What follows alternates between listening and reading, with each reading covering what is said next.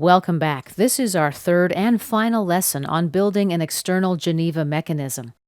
In this lesson, we're going to create an assembly and test how our mechanism works. Currently, only Sketch 2 is visible. Let's make Sketch 1 visible as well. Right-click and select Visibility. Now, as a result, I've got 6 blocks in my graphic area. If I create an assembly now, I'm going to end up with 2 instances of each part. To avoid this, let's just delete Sketch 1. Right-click on Sketch 1 and select Delete. Now let's go to the Manage tab. Click Make Components. Let's select the metric template, standard in millimeters from the Metric tab. And now we select our blocks. The assembly location will be folder 31. Let's click Next. Let's select all 3 blocks. And let's change the templates to the standard in millimeters. OK. Under the component position options, let's keep both of these checked. Create equivalent assembly constraints and constrain to layout plane. And let's click OK.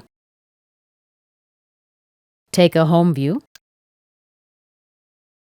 And here is our assembly. Let's ground the base. Right-click, select Grounded. And let's test out our mechanism. Let's move the crank. You see that the wheel rotates. Let's suppress the constraint that causes this. We'll mouse over the constraint and we see that it's Mate 3. Let's right-click on it and select Suppress.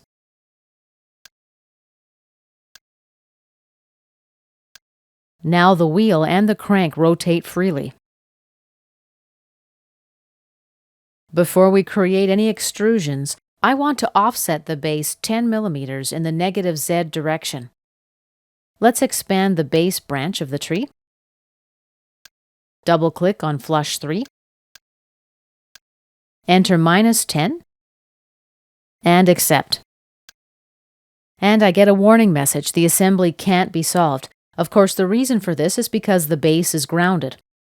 Let's accept the constraint anyway. Now let's right-click on the base, unselect Grounded. The assembly resolves and the base moves 10 degrees in the negative Z direction. Let's reground the base.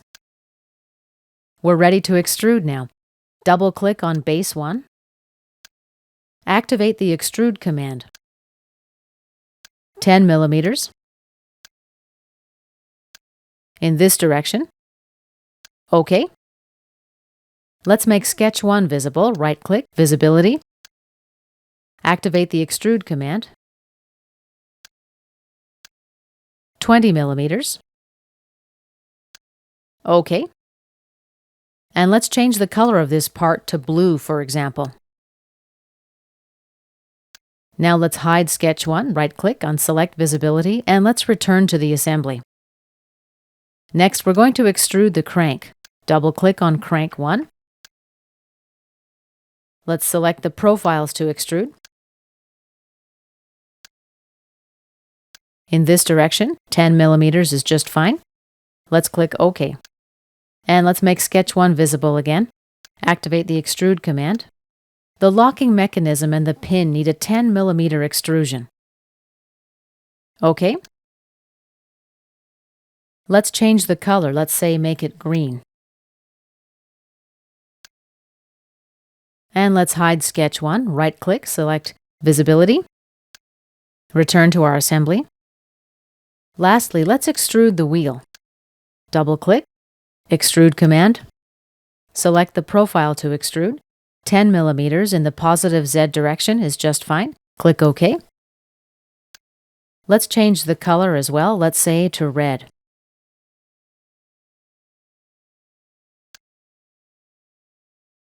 And let's return to our assembly. In order to test the mechanism, I'm going to create a contact set that includes both the wheel and the crank. Now let's go to the Tools tab, Document Settings, Modeling tab. Under Interactive Contact, select Contact Set Only. Let's apply and close.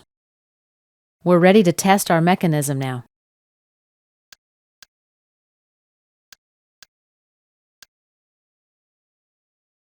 It seems to be working okay. Now I'm going to add an angle constraint and I'll drive that constraint. Let's double-click on the crank. Right-click, New Sketch. Activate the line command. I'll drop the line about here. Right-click and done. Exit the sketch. Return to the assembly. Now activate the Constrain command. Angle Constraint type. And solution type will be Directed Angle. For selection 1, we'll use this line. And selection 2, we'll take this line. And the angle value, let's leave it at 0. And click Apply. And cancel out of the tool. Now let's right-click on the angle constraint and select Drive Constraint. For the end angle, let's enter 720 degrees. And let's click Play Forward.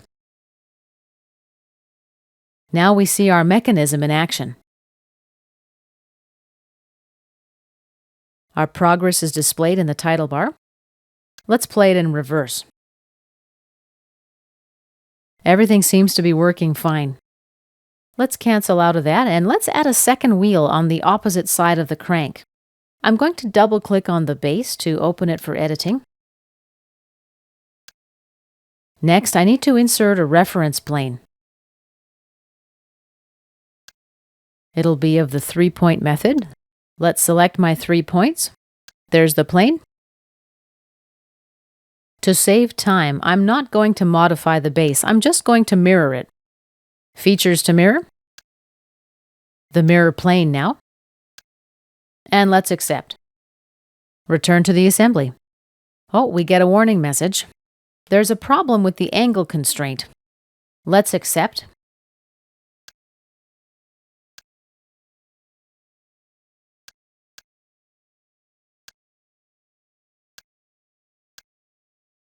And I'm finished panning. Let's right-click and select Done. Let's right-click and select Edit Constraint. For selection 2, I'm going to take this edge now. And let's drag the second wheel into the graphic area. Constrain command. Constraint type will be Insert. Solution type, Aligned.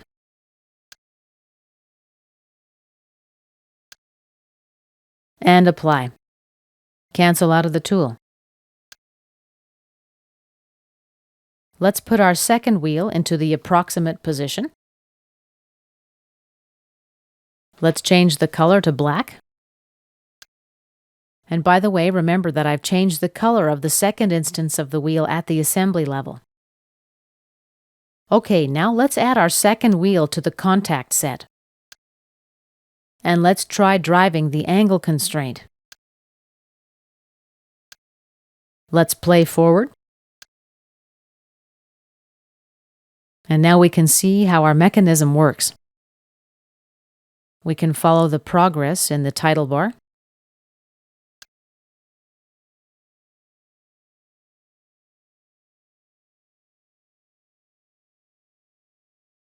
Okay, let's cancel out of the drive constraint. And this concludes our third and final lesson on building and testing an external Geneva mechanism. Don't forget to save your work. Click OK.